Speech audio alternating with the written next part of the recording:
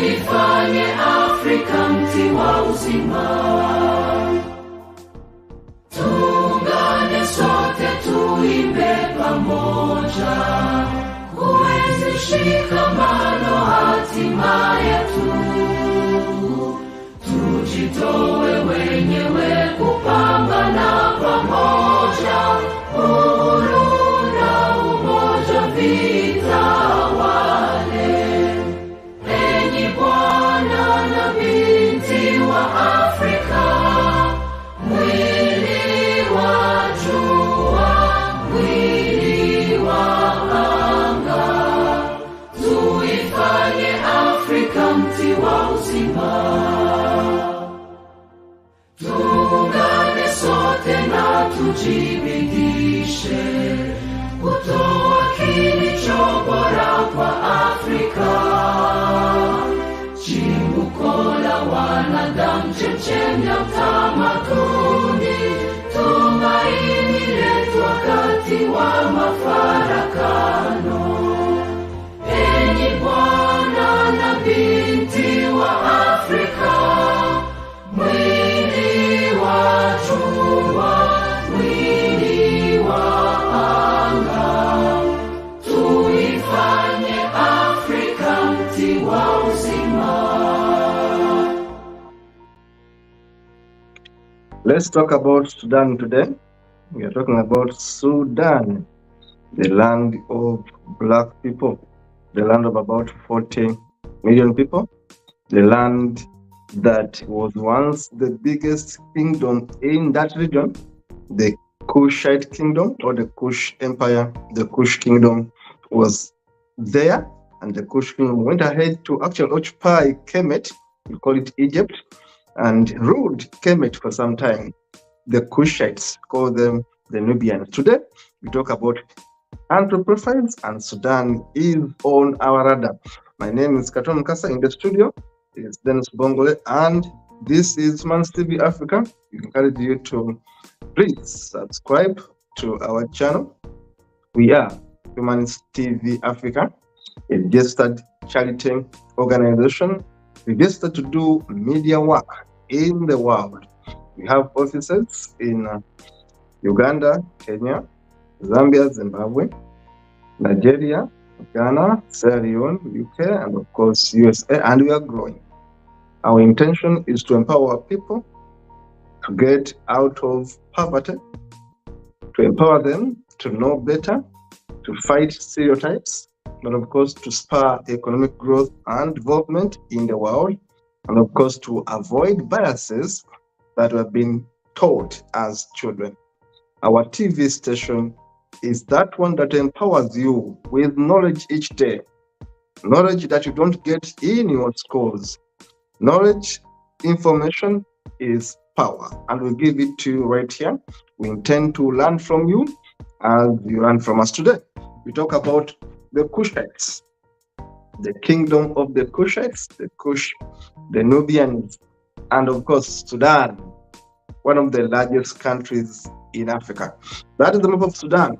Sudan is a mixture of Arabs, yes, pure Arabs, and then black people. Sudan, a lovely country right in Africa. We say Sudan is a country whose name is derived from the Arabic Beradad al-Sudan, which means the land of black people. It's a country with about 40 million people. The official language is Arabic. And of course, as we see on that map, the main colors are green, red, white, and black. That is Sudan. Sudan's population actually is about 45 million people as we speak. And Sudan is located in the northern Eastern Africa, the third largest country in Africa. Sudan right there. Who are the neighbors of Sudan? Let's look at this map. Ethiopia, not so far away. Eritrea, South Sudan, Central African Republic, Chad, Libya, Egypt, and of course the Red Sea, not far away from Sudan, which links it to the Arabia, Saudi Arabia, not far away from Sudan. Now, so that is Sudan. That is Sudan on your screen. The Indian Ocean is not so far away. Now, when you look at the map of Sudan, within Africa, we will see that Sudan is right there at the edge of the boundary of Africa. It gives Sudan access to the new world. And of course, Sudan, the capital state is called Khartoum, or Khartoum, the city of the Sudanese. Remember, Sudan, I told you, meant the land of black people. But as we speak, Sudan has more people from Arabia, the Arabs, and of course, there are black people right there. The language is Arabic as the main language. Of course, this country was occupied by the Egyptians later on, who ruled it, and later on ruled it on behalf of the British, who also ruled it until this country got independence. Now, in terms of resources, Sudan is one of those rich countries in the world. In terms of resources, look at this map right here. We see Sudan has gold. You look at that yellow, oh, that is gold covered area. Now, Sudan has gold, has tin, has lead, has graphite, has talc, has copper, marble, nickel, asphalts, and mica, among others. Sudan is mineral rich. Sudan is mineral rich, and we always wonder, why are people in Sudan poor? Sudan has all these resources, including the resources right there. Sudan has uranium. Sudan has lead, nickel, cobalt, manganese, bronze, silver, copper, iron ore, gold. Sudan has all these resources. Of course, River Nile is not very far away, and not very far away, of course. And of course, we're saying that Sudan has all these minerals. And of course, we can talk about gold, iron ore, and of course, base metals. Asai gold mine has those base metals. And of course, we see other minerals extracted, such as gypsum, salt, and cement. Yes, Sudan has actually cement. Phosphorus found in Mount Kun and Mount Rauro in Eastern Nuba. There you find these exports there. And Sudan, by the way, also has a lot of gold. Some of the largest gold deposits can be found in Sudan. Some of the largest. In fact, Sudan is the 10th largest gold producer. Number 10th largest gold producer in the world is Sudan. And the gold derived from Asai gold mine, which is situated in the northeast of the country, which is about 50 kilometers from Khartoum. There is a lot of gold in that place. Sudan becomes the leading gold producer, one of the leading gold producers in Africa. In fact, covers number 3. Sudan comes number 3 in terms of gold, following South Africa and Ghana. Take that as a fact.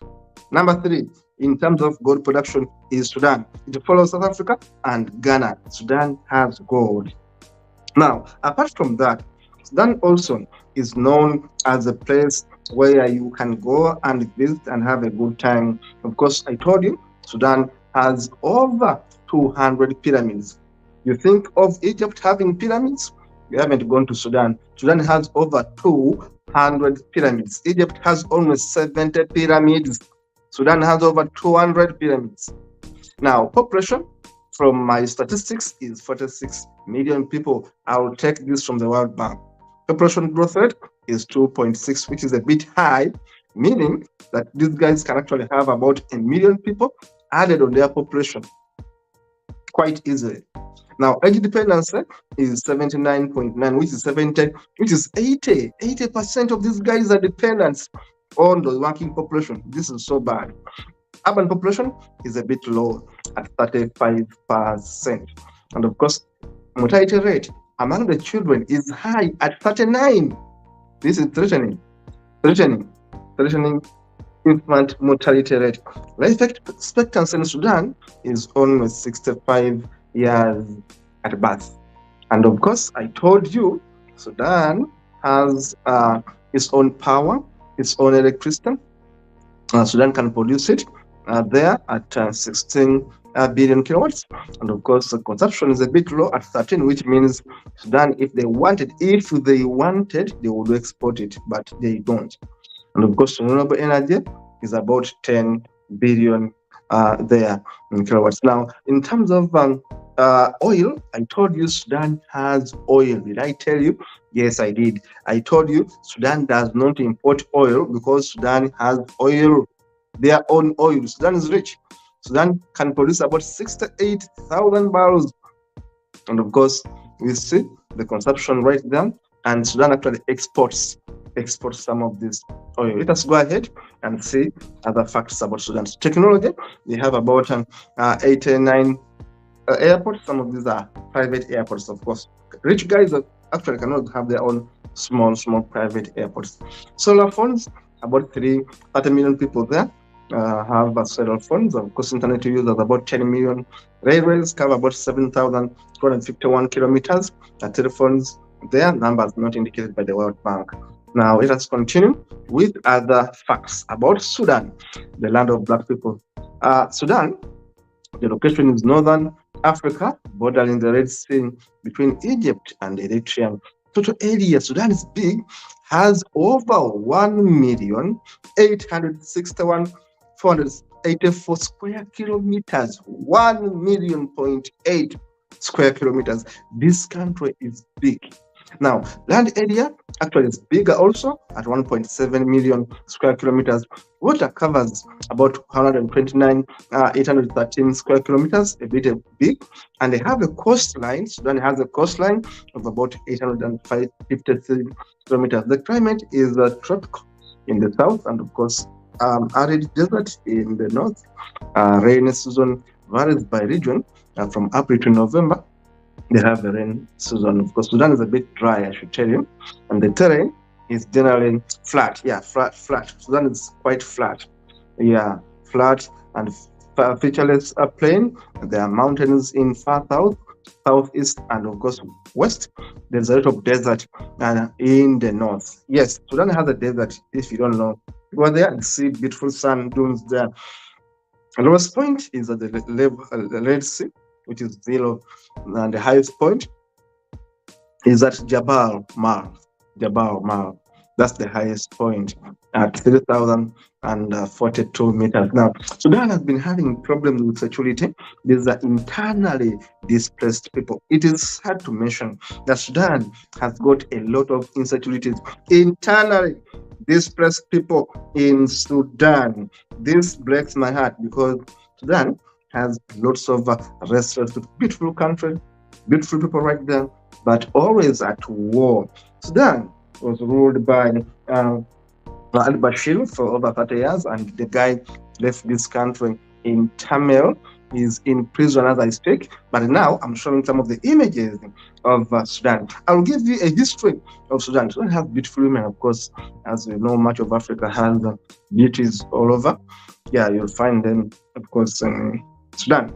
Now, Sudan is having a rich history. I'll give you a history as then it keeps on showing these pictures. Please keep showing them back and forth as I give a history of Sudan. Now, in 1820, and before 1820, I should say that Sudan was under the Kush kingdom. Did I tell you the Kushites? Google them. The Kushites. The Kushites are also known as the Nubians, if you want. The Kushites ruled Sudan for a long time. It was an empire, the Kush kingdom. Remember, I told you in one of my episodes that the Kushites, in fact, also ruled Egypt. The Kushites ruled Egypt. That Egypt we see with pharaohs, it was once covered by the Kushites. Now, do you wonder why we see pyramids in Sudan and we see pyramids in Egypt? The Kushite kingdom once ruled Egypt. Then the Kushite kingdom was from, of course, Sudan of today. Now, we see that as the years went by, the Nubian people, the Nubian kingdom, which we called Kush kingdom, lost touch, lost the grip, and Egypt took them over. Egypt conquered Sudan in 1820. In 1820, Egypt conquered Sudan and continued to occupy them. Look at this beautiful city, Khartoum, right there. Sudan has beautiful places, I should tell you. That is Khartoum, very, very beautiful, right there. And I should give the history and I tell you that from the 1820, Sudan was under the Egyptians and they ruled it until the British took over. And it became a condominium of the British. I told you, Sudan has over 200 pyramids. Egypt has 70 pyramids. How about there? Sudan has more pyramids than Egypt. But people don't even talk about Sudan. Sudan has more pyramids than Egypt. Now, we say that the British, of course, took over Sudan, ruled it until 1956, when Sudan regained their say, call it independence. So between 1899 to 1956, United Kingdom ruled Sudan, and that was the Anglo-Egyptian condominium. That was called the Anglo-Egyptian condominium. And during this period of colonial rule, these administrators divided Sudan into two. Do you know why? We have Northern Sudan, or call it Sudan, and Southern Sudan. Who divided Sudan? It were the British. It were the British who divided Sudan into two distinct regions, North and South. I told you Sudan has more pyramids than Egypt. Go check it out. Sudan has more pyramids than Egypt. Now, the question I've been asking is, if people claim to have built the pyramids in Egypt, who built the pyramids in Sudan? Yet we know that actually the Kushites once ruled Egypt, and the Kushites were from Sudan. So people should pick this selection clearly. The Kushites, call them the Nubians, were from Sudan, that area. And they went ahead to rule over Egypt, call it Kemet. Now, when we see pyramids in Sudan, the question is, who built pyramids in Egypt? And we remember that the Kushites ruled over Egypt. The Kushites ruled over Egypt. The Nubians ruled over Egypt. So whoever said that Africans never built pyramids is telling a lie. Who built the pyramids in Sudan? Over 200 pyramids. They were built by the Kushites, by the Nubians. And the Nubians were purely Africans. Now, to go back into the history of Sudan, I should tell you that Sudan got their independence on 1st January 1956. They got their independence from the British. And 6 individuals, 3 multi-member sovereign councils have served Sudan state.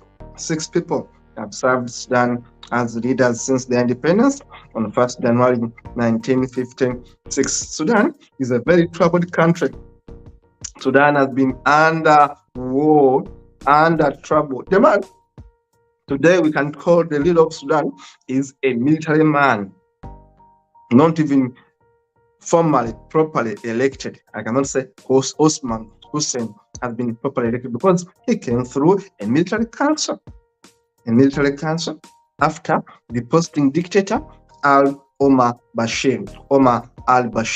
Then we see this guy coming in. Remember, the Sudanese armed forces, SAF, and the powerful paramilitary group known as the Rapid Support Forces have taken over Sudan for some time. They have been disturbing Sudan for some time. Remember, in 2011, Southern Sudan seceded from Northern Sudan. Omar al-Bashir failed to contain Southern Sudan. Having fought with Garanga for so many years, Omar al-Bashir gave up, and Southern Sudan seceded in 2011.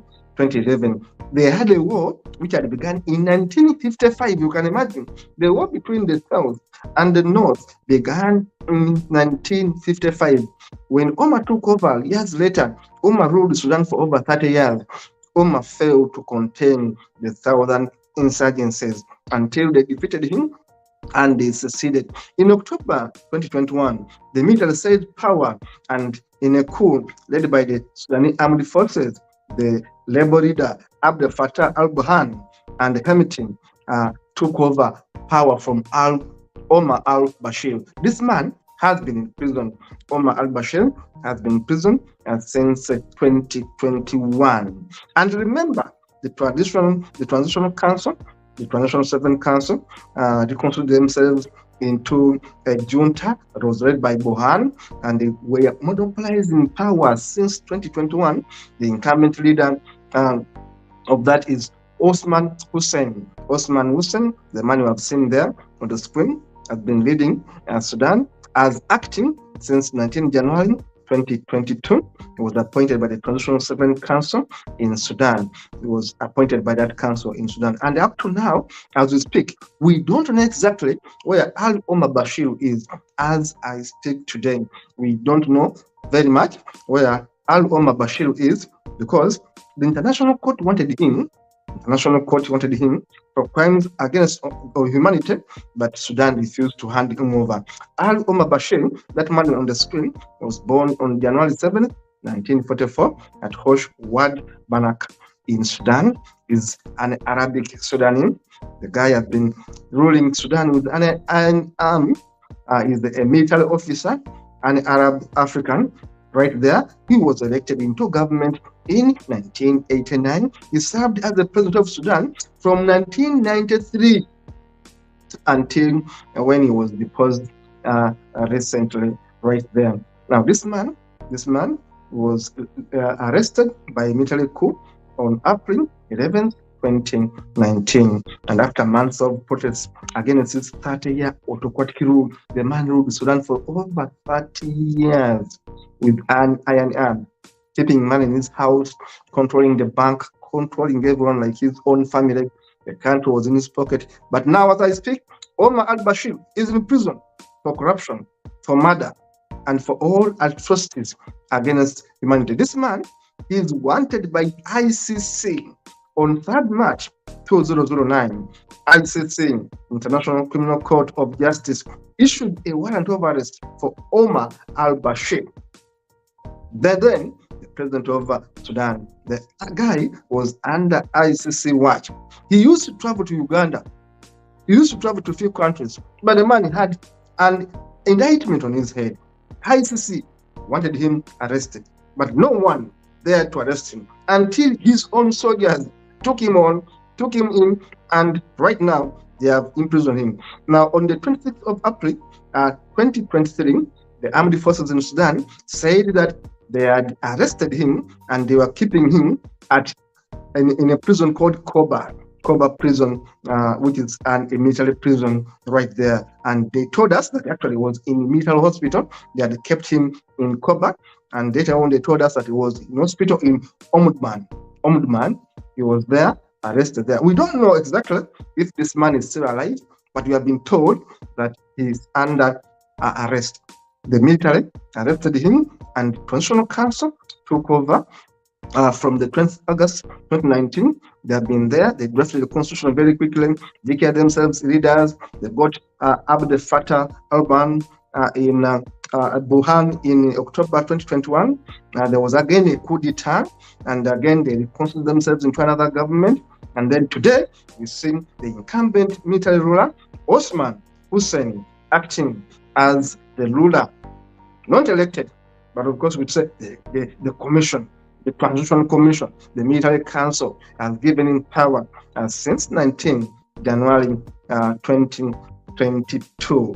The man has been ruling now. This is Sudan for you. Quite an interesting country, rich country, very, very rich country.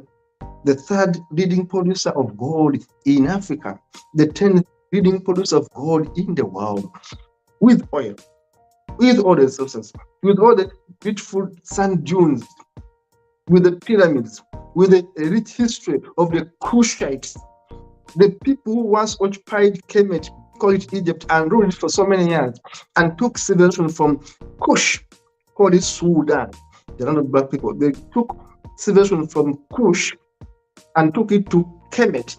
They built pyramids from Sudan to Kemet. Simple mathematics. Because who was first there in Kemet? The Kushites took them on, ruled them over. Now, the Kushites, who were the Nubians, occupied that vast place we call Sudan. At one time, it was among the biggest countries in the world, with over 2 million square kilometers. Sudan was once one of the biggest countries in the world. Today, it's divided between South and North. And who divided it? It were the British, because they wanted to have a condominium and, of course, divide and rule was their approach by then. Sudan is a country of prospects, but a country in trouble. Thank you for watching. and keep watching Human Civil Africa for this and more education right here on your TV. See you in the next one.